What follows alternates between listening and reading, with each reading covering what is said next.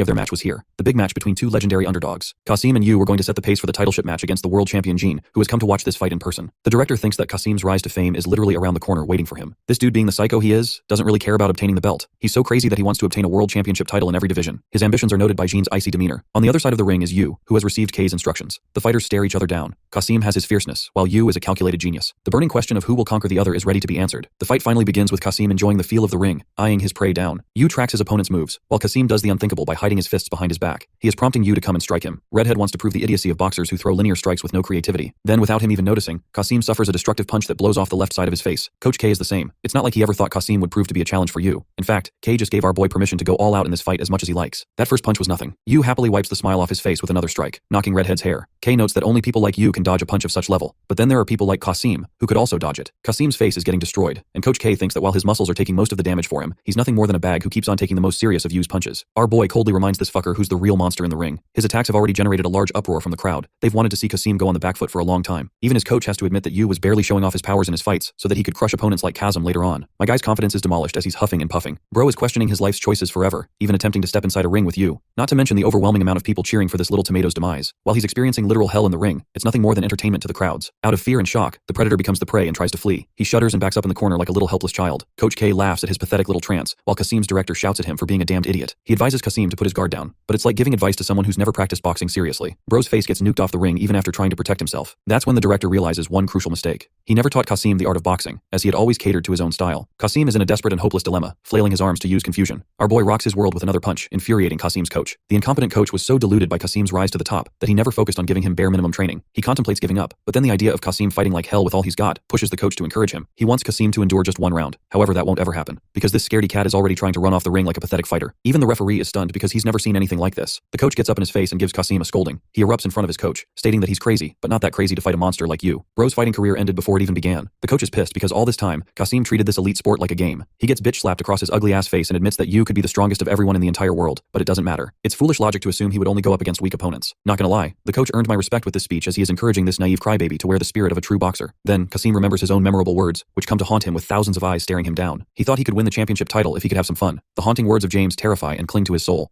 Qasim is humiliated with his ego demolished. He runs off crying like a little child, making the coach regret letting this phenomenal failure ever step into the ring. The conclusion of this battle ends with an easy victory for Yu. The match was so unbelievable that K couldn't help but laugh it off the top of his lungs. Soon after Qasim's disappearance, he never entered the world of boxing again. And for the much-awaited sweet moment between James and his kid, it's revealed he got a happy ending bringing his son some good KFC. Yu faces his worst nightmare, Cat King. Cat King and our boy spar like Goku and Vegeta, banging out shots while dodging each other's attacks. Coach K is maniacally laughing like he always does while Yu gets bitch slapped in the face and finally wakes up from his dream. The tiny Cat King has woken up our boy. After his victory over the piss baby Qasim, K decided to give Yu a proper break since this man hasn't had any for a while. Even though it's unnecessary, K thinks it's better for our boy to rest since all he's been doing is smoking bitches left and right. So, in order to spend his time, Yu looks at the television. But in a crisis, nothing is able to entertain him. Remembering his best buddy Jay's words, Yu thinks it's time to start his gaming era. So he does what he knows best. He goes to the gaming arcade and absolutely demolishes a veteran in air hockey. The guy is so stunned that he's facing an opponent who is cooking his ass. My dude thinks he's found the chosen one to become the genius of the air hockey revolution. It's so funny because Yu is unbothered and still bored. The man extends him an offer of a lifetime, stating that he has the potential to become an air hockey world champion. But the poor guy gets turned down since this time, Yu doesn't have any bills to pay and won't get bribed by someone like what happened last time. Yu leaves Indiana Jackson crying and goes on to enjoy his next gaming endeavor. This dude is fucking unstoppable in every game because of his reflexes. Even in fighting games, Yu is just destroying his opponents. The guy has spent his entire evening playing games, but he's yet to be excited by any one of them. This man is suffering from success. Yu decides to sit in a park while enjoying a family spend time together. He glances to his left and spots a boy, dazzled as if he spotted a famous person. The boy claims to have seen the underdog boxer's fights. He wants to snatch the opportunity of a lifetime by asking for his autograph. Unfortunately, Yu doesn't even know how to sign and just writes his name in the most generic font ever. The little guy admires Yu's boxing strengths. Meanwhile, his idol is channeling I hate kids energy. The boy has firm belief that Yu will become the world champion and therefore become the strongest. He says that he wants to follow in Yu's footsteps to become strong. Interestingly, Yu doesn't have an optimistic opinion of strong people. He thinks they're useless because a Glock a day keeps all your problems at bay. Yu believes that almost every strong person will die, even if they took on unrealistic challenges. Bro is out here dishing lifetime trauma to this kid, even telling him that his parents will die. Yu summarizes that he doesn't see the glamour in becoming a strong person. He's confused because the boy seems to be affected and runs off whining. Returning home, the shadow of a broken, miserable past version of Yu follows him, as if to imply that he's haunted by his life. Our boy comes back to Cat King, also known as the best boxer, and hopes that his little one lives a long life despite the coming of death. He sleeps by his best friend, like he always has. Jean has finished meditating as he prepares for his final match. Sitting across a table with his partner, Jean refuses to eat food, causing upset to his chick. Something is bothering him greatly. The shadow of the cold boxer Yu. The scene shifts to Carmen, who's just done some of her work and sees Yu hard at work. When people are resting, our boy is out here grinding. Carmen is of the opinion that he should take some time off, but this guy is too committed to his training regimen. She thinks it should be normal for a boxer, but also believes that he might secretly be a robot. Yu's face hasn't changed even the slightest in these past 2 years, not to mention that he refuses to get close with any person. His only focus is to practice based on the instructions of his coach. Carmen wonders if Yu's passion even lies in boxing, or if this strange idiot likes anything apart from his cat.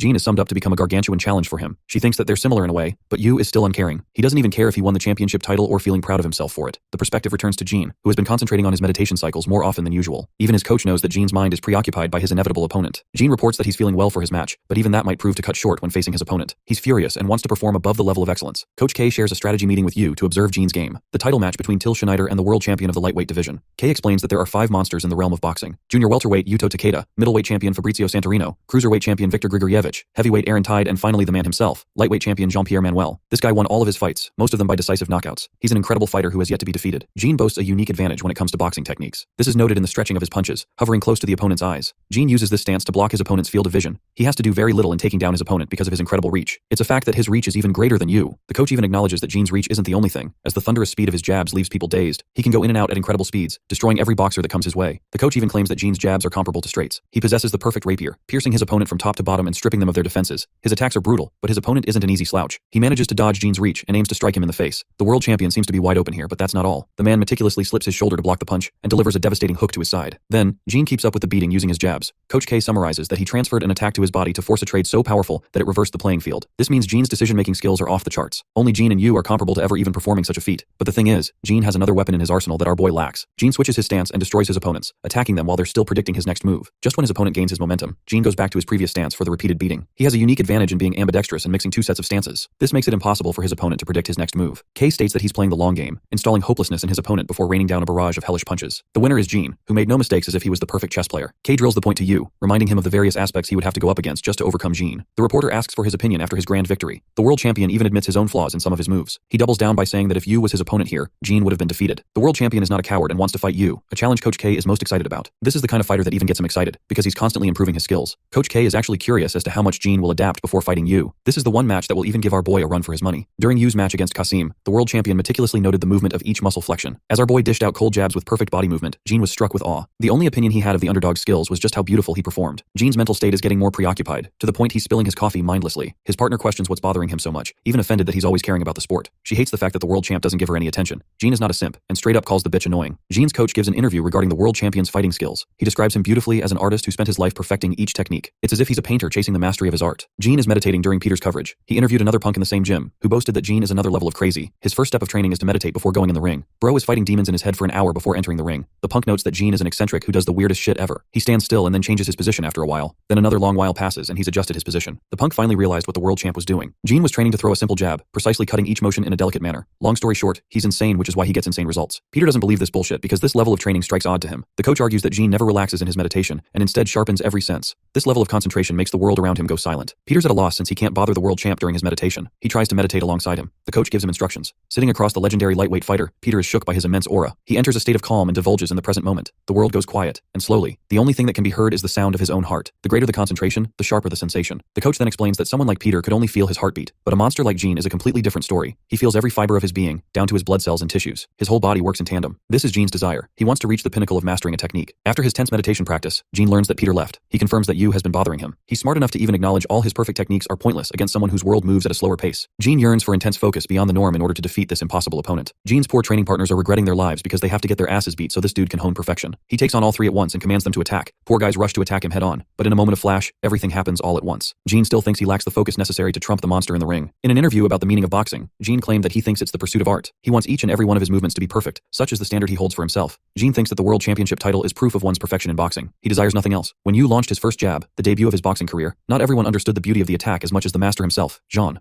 On a rainy day, police officers are investigating a bunch of street thugs in the hood. There have been rumors of a dude showing up and beating them black and blue. You have your guesses correct? It's your boy Jean, who's out here looking to slam people in the hood if it gets him more training time. What's suspicious is that Jean has been carefully extracting their blood. Back at home, this creepy fuck is implied to be painting with the blood of his victims, and yet even then he can't find perfection. The following day, Jean's rapid and aggressive shadowboxing movements come as a shock to even his instructor. He doesn't know what happened, and what leads to such imprecise movements from a calm man. Jean is imagining actively fighting Yu's shadow, a monster that manages to outclass him every time. The coach is stunned by Jean's improvement movement rate even though it shouldn't make sense. He's worried what measures Gene had to take to achieve this level of strength. Concluding their training session, the world champion is about to leave when his coach confronts him about his recent exhausted state. After a pause, he mutters with a maniacal smile that he's been feeling top tier instead. Gene's coach advises the freak show to cut some corners with himself, but this is the world champion who has a kink for boxing, so of course he's just going to show up in the hood again, just to pull off a 5 versus 1. Gene takes notice of each weapon armed around him. Bro thinks they're trash for using weapons. The leader reaches for his weapon, but our boy's bicep guns are faster and knock him out. He expertly follows through with an attack on his second opponent and feels pride in his movement. Gene navigates to his third victim, calmly calculating each of his strikes as he follows through. After meticulously evading a knife, he launches a full swing to bash the dude's head to next Tuesday. The last person is panicking because she's just seen a massacre before her eyes. Gene cares about gender equality and makes sure she gets equal beating. But then something happens. He's facing a life and death situation, as the leader has a gun aimed right at him. The fear of death stuns John before he focuses every fiber of his being to slip past a punch so powerful that is similar to Yu's explosive attacks. At the end of the fight, Gene concludes that he has finally reached the same perfection as Yu. That night, he's as happy as a little boy while painting the illustration of the monster, a representation of how he sees Yu's terrifying boxing skills. The next day, his coach shivers as he sees Gene's unusual state. The world champion is experiencing a mania. Something about him changed the previous night. The coach wonders if it's finally happened. Visualizing Yu's perfect strikes, John delivers a barrage of his punches, seeking to overcome the innate human imperfection. At long last, he has overcome what needed to be overcome. The world champion has acquired perfection. Stella is worried about his state and cries in the same bar Josh is bartending. He tells the poor woman to buzz off since they're closing, but she whines like a little bitch, wondering if she is also annoying him. She blames her frustrations on the male population, while our boy Josh is questioning his existence. In the next scene, we see a segment of Yu's training. This dude has abs for days now as he pushes the limits of his endurance training. Carmen is shocked that Yu has increased the intensity of his training for the title match. Kay drills the point to his head that he needs to prepare for every outcome and pursue his own art. Strangely, Carmen thinks Yu will most certainly win because she trusts Kay's intuition about a person. The dude is basically a walking W machine, who only cares about winning and chooses the best fighters. While she can read his thoughts, Carmen doesn't know why Yu dabbled into boxing in the first place. When he's ready to leave after his training, Carmen asks him this curious question.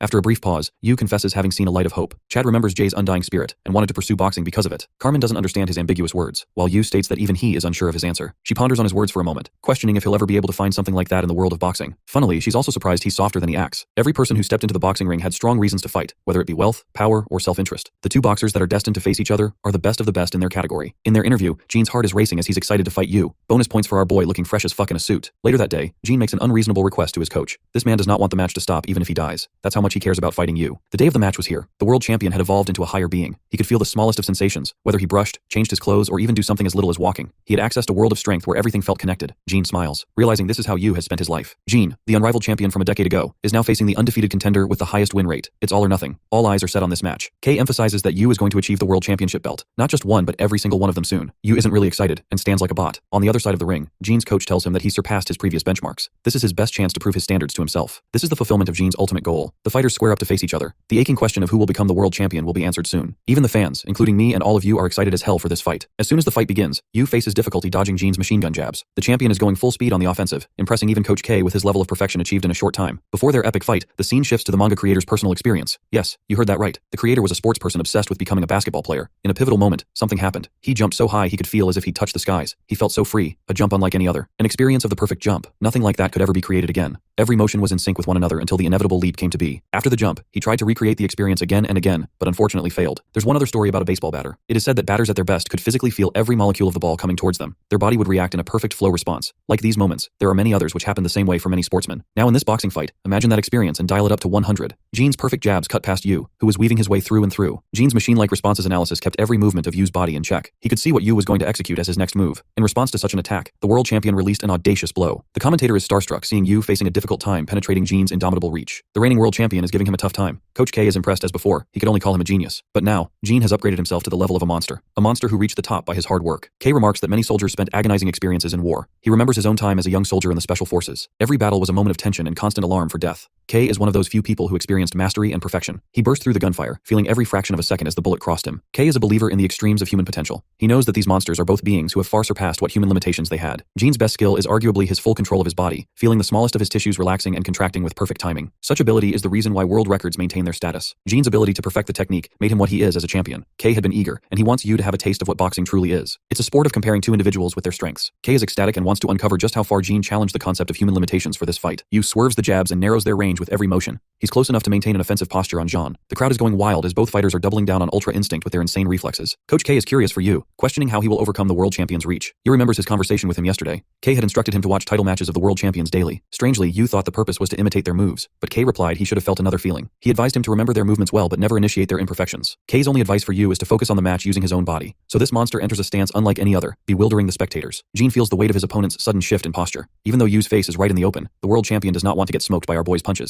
But that's exactly what happens. A roaring, powerful punch strikes Gene's face, shocking every person across the world. That single single punch destroyed Jean and knocked him right down. This is the monster's true strength. Stella is among the crowd, struck horrified seeing the fall of the champion. Jean's face has been obliterated with a single strike as he lays processing what the hell just happened. No one outside of the ring has even the idea what's going on. The referee start the countdown. Jean's coach remembers the man's words and wants to honor his promise to stay out of the fight. The countdown continues as Jean questions what happened in those few seconds. He realized that while he achieved perfection, Yu's boxing capabilities are in a different realm altogether. But that's not it for the world champion. He's hungry to see more of Yu's true fighting strength. The world champion musters all of his spirit to get back up. He recovers from the devastating attack despite his shaky posture. The referee has acknowledged the risk involved with the match. Yu's unrestrained punch was simply too much for anyone to handle. The referee wants to stop the fight, but Jean's eyes keep confusing him. He directly asks the world champion if he is able to continue. Jean utters a robotic response, stating that he's more than ready. The referee emphasizes that he will stop the fight if things get serious, but the world champion isn't a coward. He's ready to throw hands. The match continues as Jean maintains his stance. Yu, without any hesitation, enters his previous posture that destroyed the world champion. Jean is thinking that if he fails to catch Yu's attack, then he's going to face total obliteration. Yu prepares his movement ready to strike while the champion is busy reading his next move. The time has come, and both fighters are ready for a second brawl. Yu dashes with terrifying speeds to launch the same attack, but his opponent is already prepared. It seems that our boy is about to suffer a smack to the face, but no. This man ducks at impossible speeds and manages to connect the punch right across Jean's face. Kay observed the excellent technique Jean deployed to minimize the damage by turning his head, but even so, it's obvious he's just a few punches away from being defeated. Jean is stricken with such powerful blows he is forced to keep his guard up, but then our boy bashes him with hooks around his body. Even Jean's coach acknowledges that he's not one built for endurance against attacks. It was a phenomenal feat for the world champ to get up after eating Yu's deadliest attack. The world champion ponders even in the midst of a brutal beatdown. Yu is merciless in his strikes and rains down a river of punches all over him. He's going faster and faster. Jean learns that Yu don't have the desire to win, or even a hesitation of nervousness. All he cares about is robotically executing the technique. Jean gets obliterated a second time, but it's an experience he is most enjoying. He is knocked down for the second time in the first round, so the crowd is almost dead certain Yu will become the new lightweight champion. As he is down, the world champion contemplates his previous train of thought about the imperfection of humans. His family faced a harsh divorce, and he grew up with a backstory like many other people. He grew up in a house where all he could hear was noise. The countdown continues while Jean's coach is begging for him to just accept defeat. He bluntly thinks that he was a mistake that should never have been brought into this world in the first place. Coach K is cheering as he's done the impossible again. Jean stands right back up on his 2 feet because that's who he is, while panting and exhausted, faced against a monster that eclipses humanity. Back when his mother left the family, Jean's father was reduced to a pitiful state. He was an incompetent man who did not care about the consequences of his choices. That led to this broken family. Even comparing himself to his father, the boy was patient and thought of himself as competent. Back in the ring, the crowd roars witnessing the world champion's undying persistence. Uncaring about the rest of the world, Yu prepares his posture a third time, which will likely be the end of the fight. Coach K is looking for him to end this fight, while Stella quietly prays for her partner's well-being. Yu launches himself at incredible speeds to finish the fight, but the referee intervenes just before he could deliver the final attack. The first round ended in the nick of time, giving Jean a chance to recover. Bro was inches away from death. But anyway, Coach K is convinced that Yu has proven his skills are superior to even the genius of the lightweight boxing division. At the same time, he's the only one who survived Yu in the first round when all other fighters fell. Jean received treatment by his coach who had never in his life expected for the champion to take such a brutal beating. He's worried about the boxer's life instead of the titleship match. Jean's coach knocked some sense into him, demanding that he stop the fight as it could cost him his life. Responding to that question with a shaky voice, Jean ponders the meaning of life. He thinks that dying in pursuit of one's goal is the most honorable meaning imaginable. Of course, his coach is rebellious to this insane mindset. Jean declares that he must realize his existence in this fight and once again demands that no interruptions must come his way. The world champion is ready for round 2 as he enters the ring. The question of whether he can survive more of Yu's devastating attacks in the second round is up in the air. In his life's most extreme fight, he remembers how his father left him in the middle of nowhere. The little boy could read his father like an open book, pitying him even. He didn't even feel sadness for being abandoned. Instead, he felt disappointed by his dad's shitty performance who was about to leave for the milk store for 1,000 years. The boy restrained his emotions and walked his own path. He refused to follow in the footsteps of his father and strive to pursue perfection. What he sees right in front of him is the ideal, the perfection that he's been yearning for this entire time. Jean enters a similar state to Yu, preparing to complete his life in this final fight. His coach thinks he's lost his damn mind, but it's already too late. Jean grapples with the same monstrous technique after seeing Yu. His coach is unfortunately considerate of his health and wants to throw in the towel. He is the one who fostered his talent for boxing. He doesn't want Jean to reject his humanity and instead embrace slowness and meaning in life. Even Stella feels like she's about to get widowed because this man's really on a suicide mission right now. The final clash is set in stone, but before he could make his advance, Stella's annoying voice came barging. She begged for him to stay and care for his life. Suddenly, a flush of emotions gushed through him. Back then, despite the boy's icy composure, he felt sad. He shivered and felt scared that his father had just abandoned him. Stella finally reveals that she's pregnant with his baby. Bro's life flashes before his eyes as he realizes that he's conflicted between two ideals. The ideal of chasing monstrous perfection or remaining human, accepting the parts of him that he rejected all this time.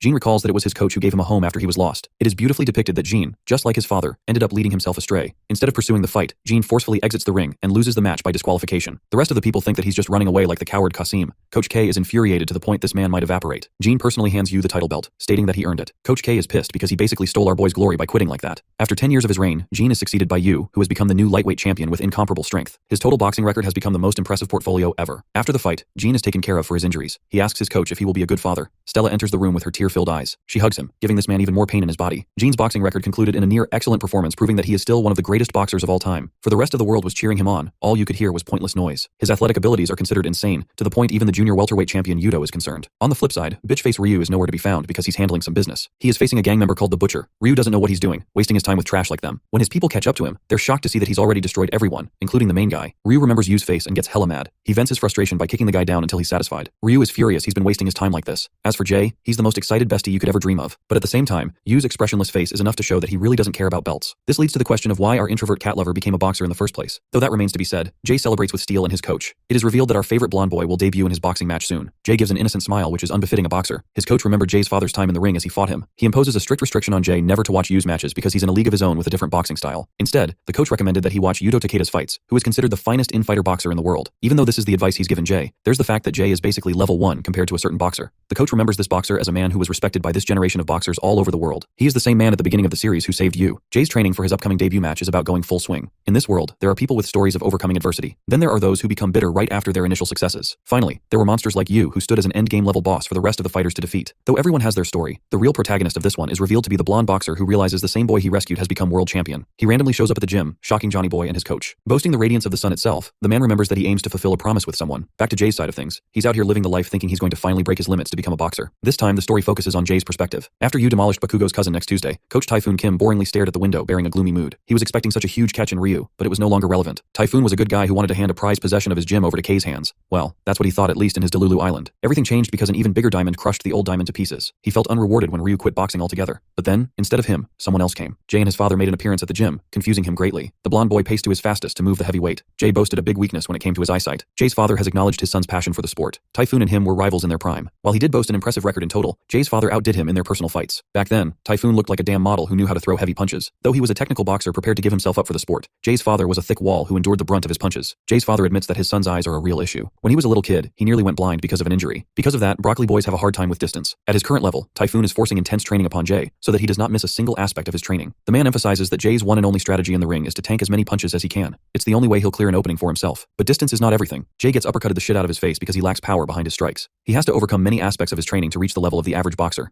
Jay retaliates with a hook in close range. Typhoon wants Jay to just hammer through his opponents with consecutive attacks. He even has no glasses policy for Jay so that he can train his eyes. Every part of his body is trained so that he can build a physique for survival. Typhoon does not want his stupid dumbass to enter in a debut match when he's not ready, especially with a disadvantage. More of their training continues, even when it comes to silly mantras from TV chefs. Typhoon's forceful style with Jay reminds him why he became a boxer in the first place. He believes the boy's talents are comparable to a tree rather than a gem. While other people's values are decided from birth, trees will always continue to grow even if they're broken countless times. Typhoon's focus with Jay is for him to develop into a firm tree who can withstand the heaviest obstacles. Time is a commodity given equally to all humans. The three protagonists are no exception. While Yu achieved monumental progress in mere moments, Ryu bit the dust and flopped completely. Lastly, there was someone who did not give in to gratification of the present. He waited and passed the time until his progress rewarded him in the future. Finally, Jay's debut match was set in stone with his opponent being decided. His coach is a little nervous to tell him that his opponent is literally going to eat him alive. Like this is a Giga Chad fighting a cockroach. Rock Kang has double the wins and few losses. In fact, Rock was actually a champion in his prime. The dude is the definition of a master of infighting along with compounded experience that Jay lacks. Jay is basically going up against someone with his skills bumped to 100. Typhoon mentions that rookies don't get paired up with people like that in general, but all the seeds were filled. Steele thinks our boy is getting chewed alive in that match. Typhoon slaps his bald ass head and tells him to be optimistic. Bro talks about eyes when he doesn't even have any. The good news for Jay is that they too possess an infighter who became a national champion. What's funny is that this is revealed to be Steele himself, who is the middleweight champion of his division. Bro is Mike Tyson's cheap copy and immediately calls Jay an easy opponent. The trash talk is real with this one. Infighter boxers are known for throwing hooks and uppercuts in close range. That means it's a battle of attrition and spirit. It's ugly boxing where you really have to tough it out with your opponent. Typhoon helps Jay train using the immovability of a tree. It's clear as day he will still get demolished in a show of strength. The coach admits that Jay's physique is suited for an outboxing style instead of taking punches like an inboxer. In the ring against an opponent that far eclipses Jay's capabilities, the question remains of how he will overcome such a challenge. Our boy dashes with incredible speed to slip past Steele. This allows for an opening that the opponent did not expect. Jay lunges forth to attack Mike Tyson from the side. The result? Bro gets squashed in the face. It's obvious that Jay has many challenges to overcome against a seasoned veteran who knows so much about the game. However, one advantage rookie players possess over veterans are their past records. They can learn by watching and exploiting weaknesses. The best advantage Jay has is that no one's got any data on his skills. On the other hand, his opponent has plenty of matches on broadcast. Typhoon's strategy is to use this advantage to predict Rock's moves. They've analyzed the way he fights by prioritizing hooks and uppercuts in the first round. He loves throwing straights and will immediately exploit openings. Typhoon concludes that a liver shot would be devastating for the champion, as it directly exploits his weakness. Liver shots are impossible to sustain as they cause extreme pain. He wants Jay to create fake openings for the former champion, allowing him to think that he has the upper hand. But that's exactly when they will take advantage of the opportunity and strike him down. Nerd Boy's training continues fiercely, giving his 100% in each exercise. By the end of it all, Jay has acquired an impressive physique with a baby face on top. The night before his match, his heart is pacing heavily. His father learns that Jay is gone from his bedroom. That's because he's out here grinding and training in shadowboxing. His father observes Jay's impressive improvement. The scared fighter states that he's up against a tough opponent. The thoughts of losing in his first match haunt him, as he will be classified as a failure of a boxer. Understanding his son's feelings, Jay's father consoles him by sharing his rookie experience. Becoming a professional boxer comes down to making it through each fight. Though that is important in boxing, Jay's father thinks that something is even more important than the outcome of a match. He remembers watching a boxer so radiant that the outcome of his matches did not matter. He departs his son with the advice to find meaning in his boxing. Jay contemplates on his father's words and concentrates his full focus on his opponent, aiming to give it his all. His debut match is finally here, and the boy's body is shivering from the nerves. Steele thinks it's logical for him to feel like he is weak, because he is. Sigma coach over here rats out Steele being so nervous on his debut that he was shitting bricks. Jay walks as he is prepared to meet the big stage. His father is one of his supporters in the crowd, rooting for his son. The boy carries each step into the the ring with conviction. He dawns on the spotlight and sees his muscular opponent who looks terrifying in person. Jay quiets his fears and concentrates on his fighting skills. Typhoon reminds him of their battle strategy. Jay recalls that he is supposed to pretend as an outboxer and then switch to an infighting style. The boy keeps in mind all the things his opponent could throw at him. Jay is mustering his confidence, but the moment the fight begins, a punch is already gunned for his head. All that motivational speech ended up in a total mess as Blonde Boy got knocked out in the first strike. Typhoon realizes that Rock isn't hesitating in ending the fight because he doesn't know about his opponent's style. If it were any other boxer, they might have stayed down. But this is our best boy Jay, who squared up against his bully even when he was outnumbered and outclassed. That's exactly what's about to happen now too. Jay has faced the wrath of his bullies to the blows of an indestructible classmate, and now he's eating punches from a national champion. He's a veteran at getting his face smashed like a punching bag, but that's what makes him so formidable. The amateur boxer reflects that being punched alleviated his nerves a little. The champion is rather impressed by his feat. The fight begins again. This time, he's prepared to minimize damage close to his chin. The national champion wants this match to end quickly, so he advances full speed to exploit Jay's range. However, the attack that was supposed to hit is evaded by Jay's edge in speed. He dodges more of the boxer's brutal advances, giving him the illusion that he's an outboxer with good dodges. Rock thinks he's going to overwhelm Jay with his sheer might. He concentrates the effectiveness of his attacks by closing the range. The cat and mouse chase to catch the supposed outboxer has begun. The second he makes his advance, Jay shocks the national champion by slipping past and delivering a thunderous uppercut on his chin. The first prominent blow knocks him down immediately. The former champion is shocked that he was outplayed with a perfect uppercut. He is starting to realize that he just got played by his opponent, who is actually an infighter. Typhoon believes the real match will now begin, since both of them have gotten a taste of each other's strengths. The battle resumes with both fighters egging each other in close range. The battle of fortitude begins as Jay fortifies his feet into the ring. Rock is pretty impressed by the rookie's strength. The both of them strike each other with equal pace. Typhoon remembers that the boy in the ring is someone who possesses zero talent or strength compared to the big dogs of the boxing world. But still, there is something special that separates him. It can't be hard work as every boxer does his best to achieve their goals. The feeling is unusual, but alas, the coach firmly believes there is specialty to the boy's skills. The champion seconds this as he thinks Jay is more advanced than typical rookies. At the same time, he's just a rookie who receives a flurry of punches from the overwhelming opponent. Compared to Steel, his current opponent is even more aggressive. Jay activates speed to his advantage, deploying a sidestep to exploit openings. Then he whacks Egghead with a bunch of jabs, but they're so weak he doesn't feel anything. The fight is going just as it was in training against Steel. The same motions are repeated, only this time Jay is faster in reacting. They firmly believe in the boy's abilities, who is currently cornering Rock and dodging his every move. After all, Jay has already experienced the weight of even finer punches. This allows him the experience to evade and match his opponent. Typhoon is impressed that his student is coming through, to the point where he can spot a future where Jay wins this fight. The round comes to an end. His coach gives him sound advice to maintain the lead in the scoreboard in the second round. As for Rock Kang, he is clearly impressed by his rookie opponent's strengths. It's almost unfair because Jay would have outclassed the typical rookie fighter with his excellent dodging skills. His sharp evasive maneuvers feel as if they are influenced by a greater fighter than Jay himself. Hint, his name is Bitchface. With all that said, Rock thinks Jay is still behind when it comes to the bottom line. Meanwhile, Jay's father is starting to realize the gravity of the situation. In the second round of their fight, Jay is the green and confident fighter. Every move of his is being realized as he dashes and rains a flurry of punches down on his opponent, gaining the advantage. This is a good way for him to acquire more points, so the delusion of winning is within sight for him now. Rock throws a hook that misses our boy's body. He's trying to stay light on his feet because even one move could be the end of him. As for what is troubling Jay's father, he hopes Typhoon sees what he sees. However, the coach is far too busy admiring the boy's improvement in the fight and thinks that he'll win for certain. Surviving past the second round, the coach advises Jay to maintain his endurance so he doesn't run out of gas. It's clear to anyone that Rock is going to try and swing for a finishing move to rack points. Then something hits him. Jay is unusually exhausted, too exhausted despite his intense stamina training. Typhoon immediately realizes what's going on as he turns to the boxer that is his opponent. Jay's father has been concerned the entire time about the pressure of the fight building up as fatigue to a newbie fighter.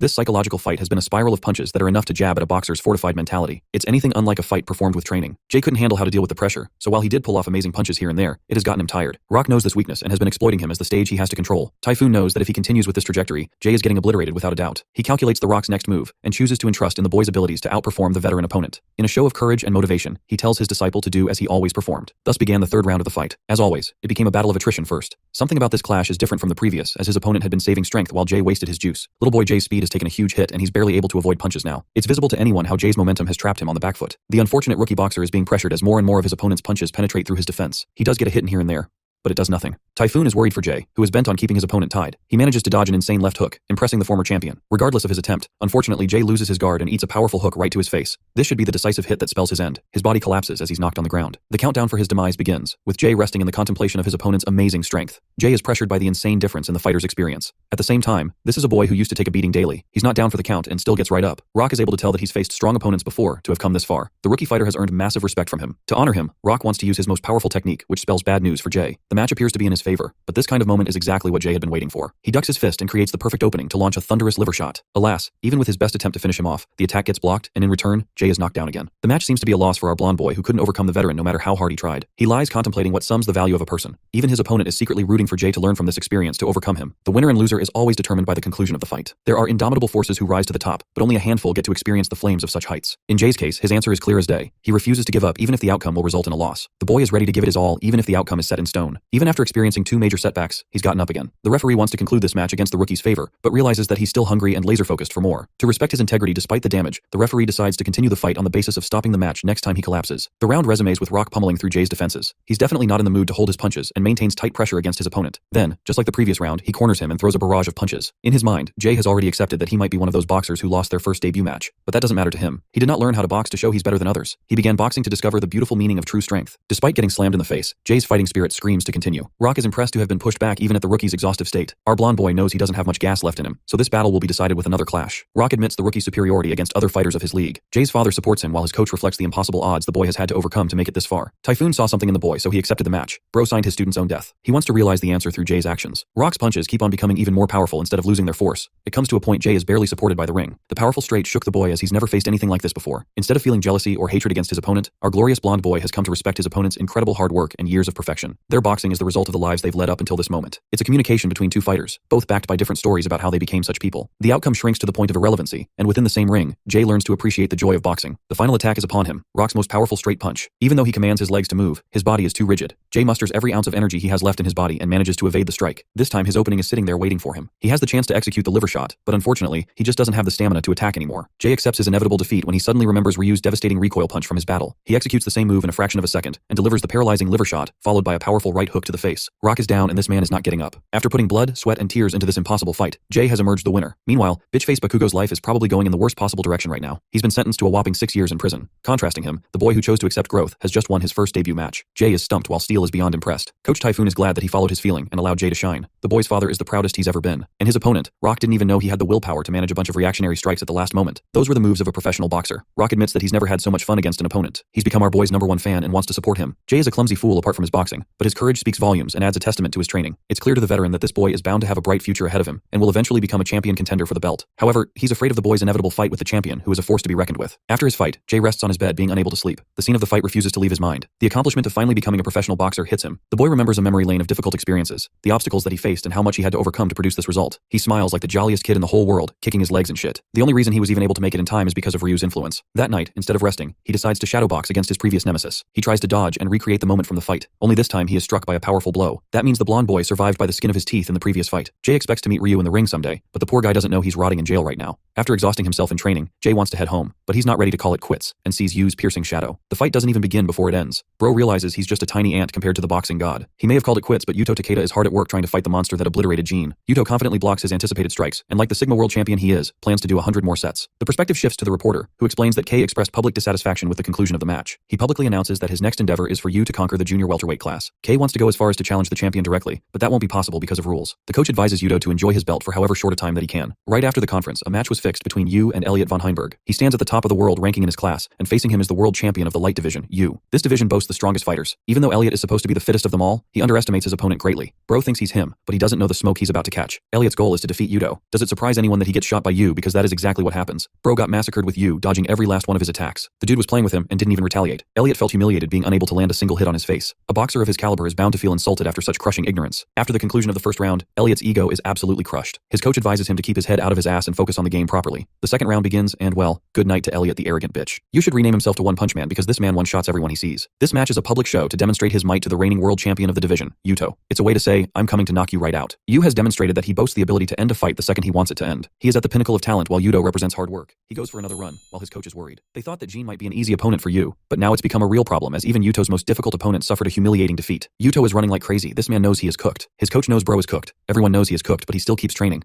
Yuto returns home and rests, remembering those dead eyes. He wonders if he can really defeat his opponent, admitting that he's afraid of what is to come. In order to understand the kind of fighter and person the junior welterweight champion is, his coach believes they should be termed hard workers. Peter harshly puts that people who work very hard are losers, and he's right on the money. Takeda's coach states that boxers are beings of prideful nature who boast about the hours they invested in hard work, but she thinks it's all a load of crap as one cannot differentiate world-class boxers from normal ones based on hard work alone. She states that every boxer works hard, but the greatest are there merely because of talent. There is no other way to the top aside from talent and hard work. Their intensive routine doesn't matter as much. She despises such words because if someone boasts they're working hard, it really means that the boxer boxer has nothing special about them. And then comes our blue boy Yuto, who is a clear exception to whatever philosophy she just spewed. Observing him train ruthlessly every day, she can guarantee there is no boxer who works half as hard as he does. She recalls his first day at the gym. Ordinary, talentless monkey just like the others. He was a little boy when his father recommended that he learn self-defense. Of course, the coach wasn't best pleased with the idea and recommended that Yuto's father teach him judo instead. In the end, the little guy's father decided to leave the milk store, which I'm starting to think is a recurring trend with all boxers. After that, in their first training session, Yuto learned the ways of boxing. The people who boasted high athletic ability could ensure a flow in their movement, but this little guy was probably the shittiest candidate to ever become a pro boxer. He would tremble and fall like a pipsqueak. In other words, from way back then, Yuto was deemed a talentless, ordinary individual, but that same boy is now a world champion of a major division. When she asked about Miho, who was the boy's mother, she learned that her condition is getting stable. These three were actually childhood friends. Miho, Hiroto would always play together. Miho was always the clumsy and weak child of the bunch. She needed the assistance of others. Without long, they experienced their youthful lives. By that point, Misaki invested a good number of hours into boxing, while Hiroto steered in the direction of judo. He would always boast a happy smile when he began dating Miho, but that complicated their friend group. She wasn't surprised they would end up together, and felt crushed in the end and couldn't say anything. The three of them still enjoyed happy times together. Misaki valued their relationship and chose to support her friends, grateful for the moments they spent together. Despite her best wishes, Hiroto suddenly passed while Miho's condition worsened. Before his passing, Hiroto had begun experiencing so much stress and contemplated quitting his job. As a cop, he couldn't ignore a bunch of bullies just hammering down on a stranger. His sense of righteousness evoked as he fought the men who he deemed as worthless cowards. He instilled an important philosophy upon his son, that strong people are unafraid of fear and inspire through courage. He fought tooth and nail to save the innocent, but unfortunately because of his wounds, could not survive after the fight. Misaki received a sudden phone call from him, immediately startling her. She felt that something was incredibly wrong. Hiroto's voice acted as he shared his final wishes for Yuto. On that day, that boy's father passed, and Miho's condition worsened. Unfortunately, Misaki had to bear a heavy hurt as she relayed the news of Hiroto's passing. She broke down, begging for her to wake up.